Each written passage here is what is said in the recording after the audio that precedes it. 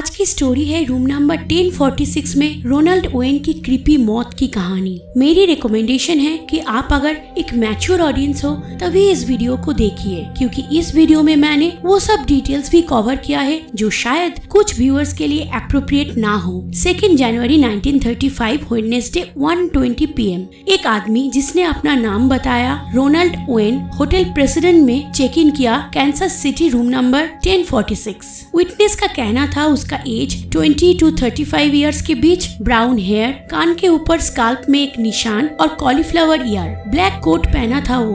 Hotel boy ने उसे room तक लगेज ले जाने में मदद किया। उसने देखा ओवेन के पास सिर्फ एक ब्रश, कोम्ब और टूथपेस्ट था। होटल की मेड मैरी ने कहा ओवेन ने उसे अलाउ किया था उसकी रूम क्लीन करने जब वो खुद रूम के अंदर ही था। ओवेन ने कहा रूम से निकलते हुए वो रूम को लॉक ना करे क्योंकि उसका कोई फ्रेंड आने वाला था। मेरी ने कहा ओवेन रूम के लाइट ऑफ रखा और एक डिम लैंप ऑन था। जब भी होटल के दूसरे स्टाफ रूम में गए थे उन्होंने भी वही देखा।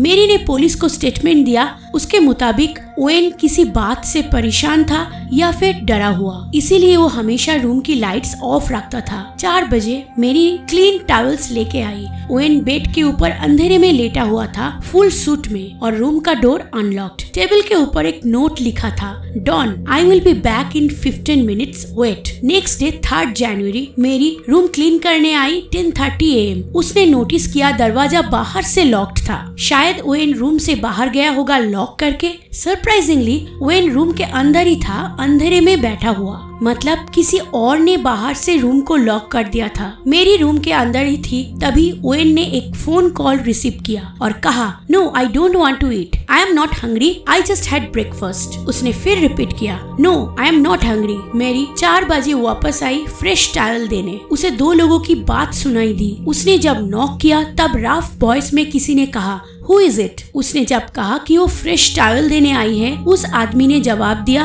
We don't need any। लेकिन रूम में उस वक्त कोई टॉवल था ही नहीं। रूम 1048 में एक लेडी रुकी थी जिसको मेल और फीमेल वॉइस सुनाई दिया था रूम 1046 से। उसी फ्लोर में एक पार्टी चल रही थी रूम नंबर 1055 में। अब आगे चीजें बहुत स्ट्रेंज होने वाली थी। 4 जनवरी morning 7 AM hotel phone operator ने नोटिस किया ओवेन के रूम की फोन डिस्कनेक्टेड है। उन्होंने होटल बॉय को 1046 रूम में भेजा। लॉक डोर के ऊपर डोंट डिस्टर्ब साइन। उसने नॉक किया तो किसी ने लो वॉइस में कहा come in, turn on the lights. Door locked था, किसी ने दरवाजा नहीं खोला। बार बार नॉक करने के बाद भी जब किसी ने दरवाजा नहीं खोला तो होटल बॉय ने फोन कनेक्ट कर लीजिए ये कह के चला गया। उसे लगा ओवेन ड्रंक होगा। अराउंड 8:30 AM फोन तभी भी डिस्कनेक्टेड था। दूसरा एक होटल बॉय ने रूम के अंदर गया मास्टर की से दरवाजा खोल के। उसने देखा अंदर बिस्तर के ऊपर था नेकेड और शायद ड्रंक ओवेन। ओवेन के बॉडी के आसपास बेडशीट के ऊपर डार्क स्टेन था। उसने फोन फिक्स किया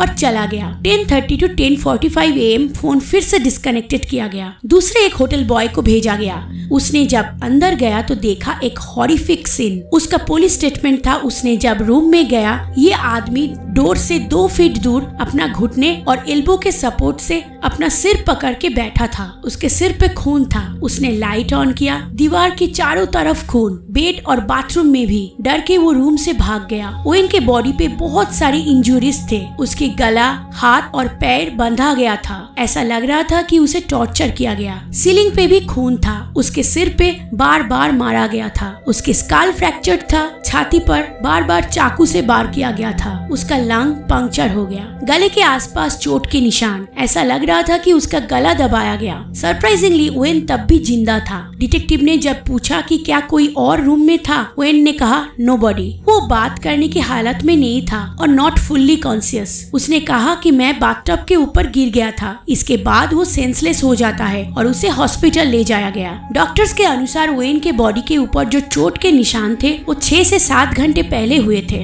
रूम से कोई वेपन नहीं मिला। सुसाइड को भी रूल आउट कर दिया गया। फोन से मिला था फिंगरप्रिंट्स, पोटेंशियली किसी लड़की का। जनवरी 5 मिडनाइट को हॉस्पिटल में ओवेन की मौत हो जाती है। ओवेन ने जब होटल में चेक इन किया था, उसने कहा था कि वो लॉस एंजलिस से आया है, लेकिन लॉस एंजलिस अथॉरिटीज को उसका कोई रिकॉर्ड नहीं मिला। अब सवाल है, क्या उसने अपना रियल नाम बताया था? उसकी स्टोरी जब स्प्रेड हो गया तब बहुत लोग उसकी बॉडी देखने आए कि क्या वो उनकी मिसिंग लव्ड वंस है, लेकिन कोई मैच नहीं मिला। नेक्स्ट, पुलिस ने डाउट किया मिस्टीरियस मैन डॉन को।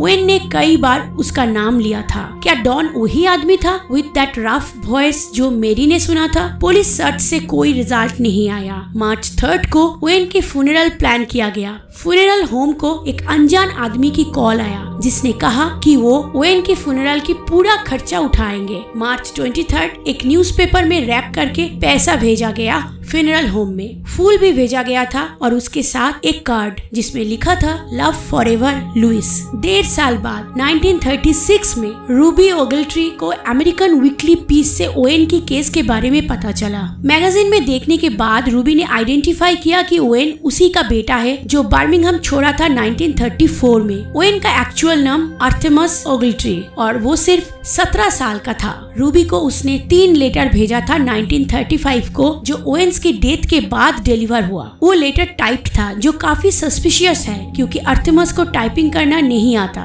रूबी के अनुसार लेटर के टोन स्लैंगी और अनफेमिलियर, जैसे कि वो किसी और ने लिखा होगा। कुछ समय बाद पता चला आर्थेमस कैंसस सिटी के सेंट रेगिस होटल में भी रुका था और एक आदमी के साथ, possibly Don. Early 2000 doctor John Horner को आर्थेमस केस से रिलेटेड एक कॉल आया। कॉलर का कहना था उसे एक बॉक्स मिला जिसमें आर्थेमस केस से रिलेटेड न्यूज़पेपर कटिंग्स था जो एक एल्डरली पर्सन के सामान में मिला जिसकी मौत हो चुकी थी। कॉलर के अनुसार बॉक्स में कुछ और भी था, एक ऐसा चीज जिसके बारे में न्यूज़पेपर आर्टिकल्स में मेंशन किया गया। अनफॉर्चुनेटली कॉलर ने नहीं कहा कि वो आइटम क्या था। उसके बाद इस केस में और कोई प्रोग्रेस नहीं। Let's get into the theories.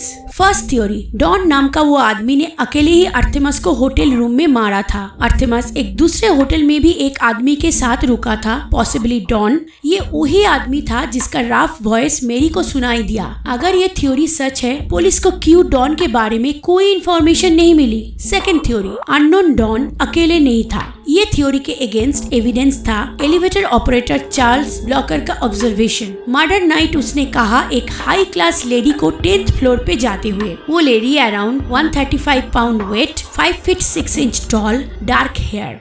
Charles ने कहा वो लेडी रूम 1026 में किसी आदमी को ढूंढ रही थी जो उसे नहीं मिला। ये पॉसिबल है कि वो लेडी आर्थेमस को ढूंढ रही होगी और उसने रूम नंबर बताने में गलती किया होगा, 1046 की जगह 1026 बताई। उस लेडी के साथ एक आदमी को भी देखा गया था 9th फ्लोर में। उस आदमी का भी हाइट एंड वेट सेम था उस लेडी की तरह। वो आदमी डॉन हो सकता है। फोन के ऊपर से भी फीमेल फिंगरप्रिंट मिली थी। रूम 1048 में स्टे करने वाली लेडी ने भी कहा था कि रूम 1046 से उन्हें फीमेल वॉइस सुनाई दिया था।